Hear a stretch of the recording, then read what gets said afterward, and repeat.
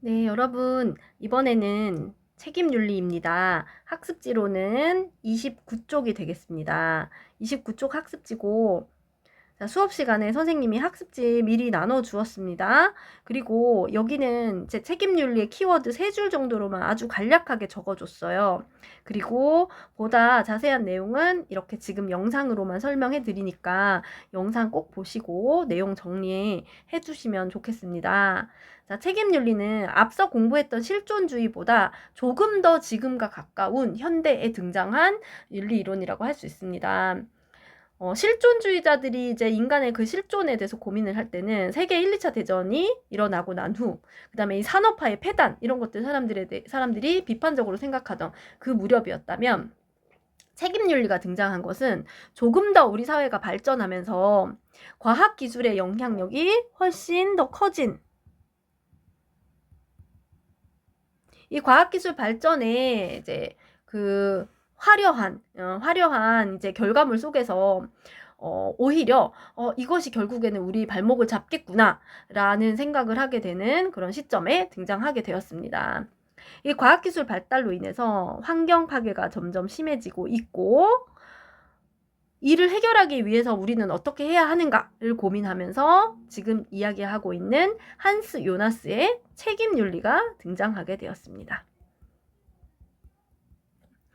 요나스, 풀네임으로 한스 요나스라고 하는데요. 이 사상가는 참고로 앞에서 우리가 실존주의에서 공부했던 하이데거라는 사상가의 제자이기도 합니다. 하지만 이제 요나스는 실존주의적인 가치관보다는 이런 이제 환경에 대한 미래 세대에 대한 인간의 책임의 문제에 대해서 많이 주장을 하였습니다.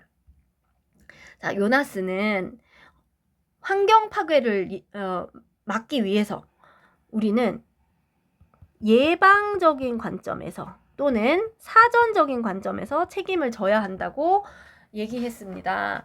자, 기존에 대부분의 이제 사람들이 윤리학에서 또는 철학에서 얘기하는 것들은 어떤 문제가 일어나고 나면 그 후에 우리가 어떻게 대처해야 할지, 어떻게 해결해야 할지에 대해서 주로 얘기했다면, 요나스는 더 이상 환경 파괴가 심각해지기 전에 우리가 예방적인 관점에서 어떻게 해야 되는지를 생각해 보자라고 했다는 겁니다. 자, 예방적 또는 예견적이라고 해도 같은 의미입니다. 그리고 한스 요나스가 주목했던 것은 환경 파괴가 심해지고 있지만 지금을 살고 있는 우리들은 어느 정도 견딜 수 있다. 하지만 미래 세대는 심각하게 생존을 위협받는다는 겁니다. 미래 세대가 우리가 지금 이렇게 살아가고 있듯이 생명을 유지하고 해나가고 있듯이 미래 세대 역시도 생명을 보존할 수 있는 권리를 지니고 있다는 겁니다. 그렇다면 그것을 배려할 책임이 우리에게 있음을 강조하고 있다는 거죠. 그러면 자, 우리 인류가 존재해야 된다. 인류가 멸망하면 안 된다라는 생각을 모두가 하잖아요. 자, 이것은 우리 모두가 원하는 당위적 요청입니다.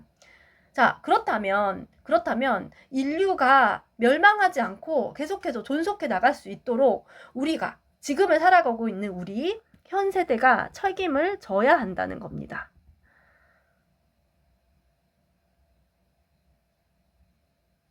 자, 그래서 있죠. 그 요나스는 칸트가 얘기했던 정언명령, 무조건적인 도덕 법칙인 정언명령을 변형해서 환경을 지켜야 함을 강조하는 생태학적 정언명령을 제시하게 됩니다.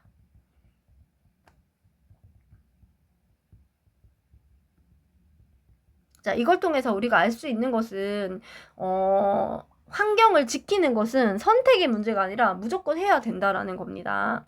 그리고 무조건 그 환경을 지켜야 하는 이유는 현 세대, 지금의 우리를 위해서가 아니라 미래 세대의 생존을 보장해 주기 위해서라는 거죠.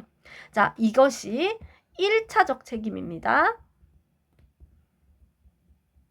자, 일단 미래 세대의 생존을 보장해주고, 그리고 나면 2차적으로는 미래 세대가 높은 삶의 질을 누리면서 살 수 있도록 보장해 주는 것입니다. 그런데 지금 보니까 환경 파괴가 너무 심각해서 미래 세대의 생존조차도 보장받기가 힘든 상황인 거예요. 자, 그랬을 때 이 미래 세대가 생존하려면 현 세대, 우리가 그거에 대한 책임을 다해야 된다라는 거 강조하고 있는 겁니다. 자, 여러분 여기서 책임윤리였는데 책임에 관해서 자, 한 가지 더 메모해 볼게요. 우리 인간에게는 책임질 수 있는 능력이 있습니다. 할 수 있으면 어떻게 해야 됩니까? 해야 됩니다. 그래서 현 세대에 우리가 책임질 수 있는 능력이 있다면 미래 세대에 대해서 책임져야 하는 게 당연하다는 거예요. 그래서 책임져야 하는 당위가 생겨난다는 거죠.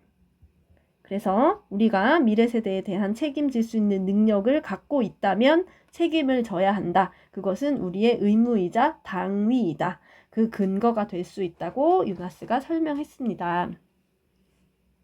그래서 지금 얘기하는 요나스의 책임 윤리는 윤리적 책임이 나와 내 주변 사람 그리고 현재를 살아가는 우리를 넘어서서 미래의 인류와 더 나아가서는 생태계까지 확장했다는 점이 요나스라는 사상가가 갖는 의의라고 할 수 있겠습니다.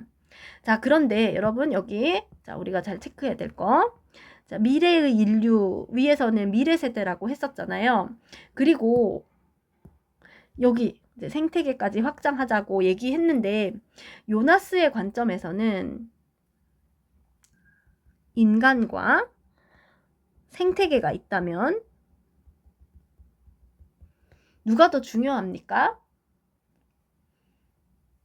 인간입니다. 자, 우리 인류의 생존을 지키기 위해서는 생태계도 보호해야 된다라는 전제가 깔려 있습니다. 그래서 요나스가 정말 맞는 얘기를 했어요. 우리 이대로 가다가는 인류가 모두 멸망하고 말 거야. 그러니 지금 지킬 수 있을 때 잘 지켜야 돼 라고 얘기를 한 거거든요. 그러면서 생태계 보호와 환경 보호를 하자라는 주장을 했지만 거기에 있는 1차적인 목적, 우리가 이제 생태계를 지켜야 되는 주된 목적은 인류의 생존이라는 겁니다. 자, 그런 면에서 여전히 인간 중심주의적인 이론이다라는 비판을 면하지 못했습니다. 하지만 아무도 이렇게 환경보호에 대해서 크게 생각하지 않았던 시절에 우리 인간은 생태계를 보호할 의무가 있다. 미래 세대에게 좋은 환경을 잘 물려줘야 할 의무가 있으니 이걸 잘 지키자. 라고 의미 있는 주장을 했다는 면에서 살펴볼 가치가 있는 사상가입니다. 이제 책임윤리 여기까지 하겠습니다. 자, 이제 서양윤리 그리고 현대까지 와서 서양윤리는 정말 여기까지가 끝입니다. 그리고 다음 단원부터는 사회사상에 해당되는 내용이 이어지겠습니다. 그러면 다음 내용으로 다시 만날게요, 여러분.